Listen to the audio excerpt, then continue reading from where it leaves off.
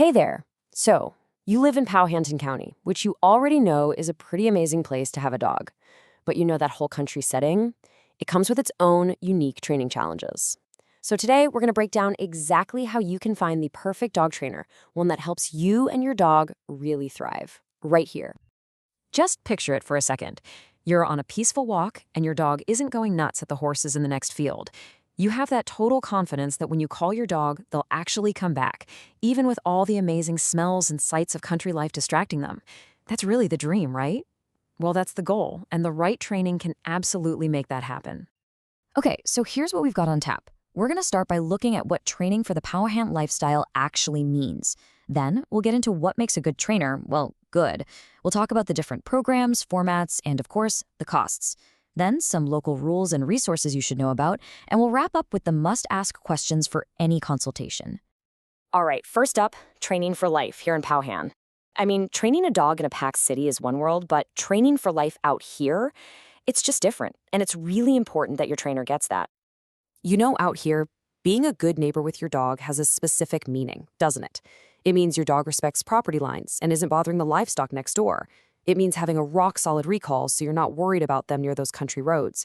And it means teaching them to be calm and polite when you run to the post office or local market. It's all about raising a dog that's a confident, welcome member of our community. Okay, so how do you actually spot a qualified pro? We're going to look at two main things here: their training philosophy, what they believe, and their actual credentials. Let's kick things off with their philosophy. So, the gold standard in modern, effective training today is what's called positive reinforcement.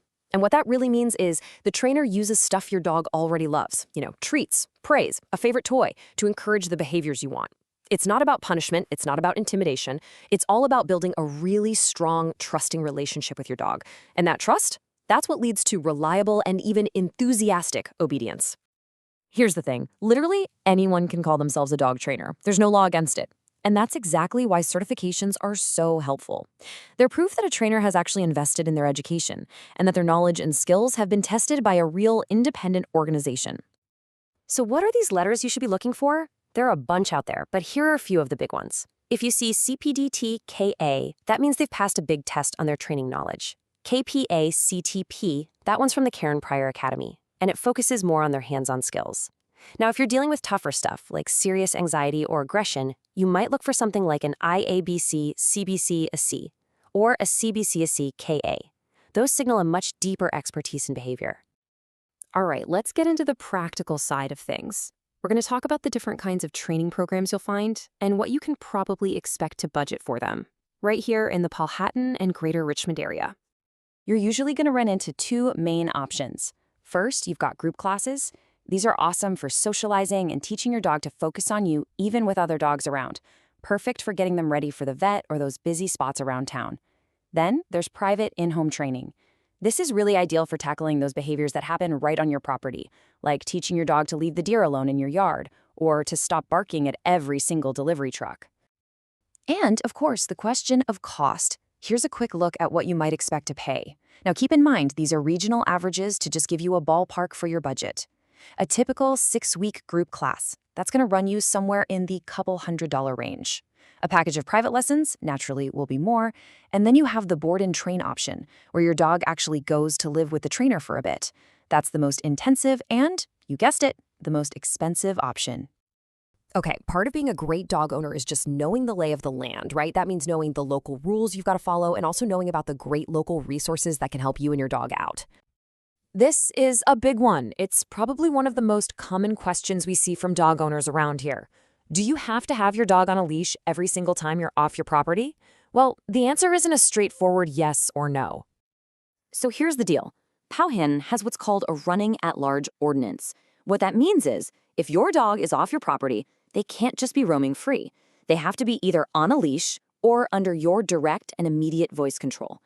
Now, for most of us, let's be honest, a leash is the simplest and safest way to make sure you're following that rule.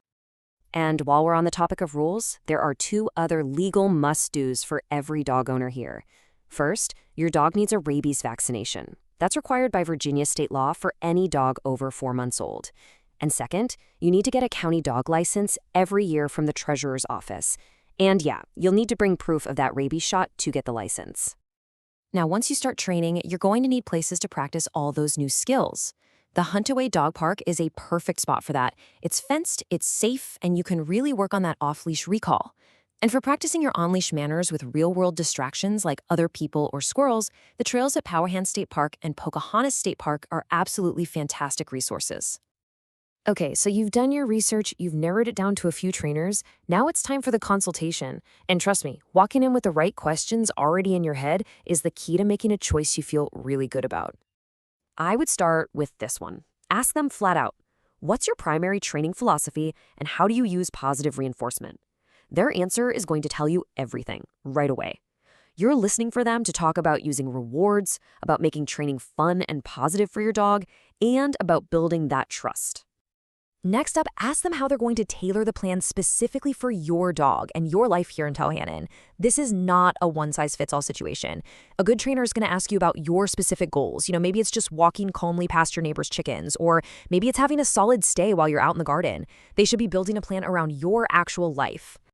And finally, a really important one, ask them how progress is measured and how they help you transition those skills into the real world. Because look, the goal isn't for your dog to be a perfect angel for the trainer once a week. The goal is for your dog to listen to you in your everyday life, whether you're just hanging out at home or you're out and about in the community.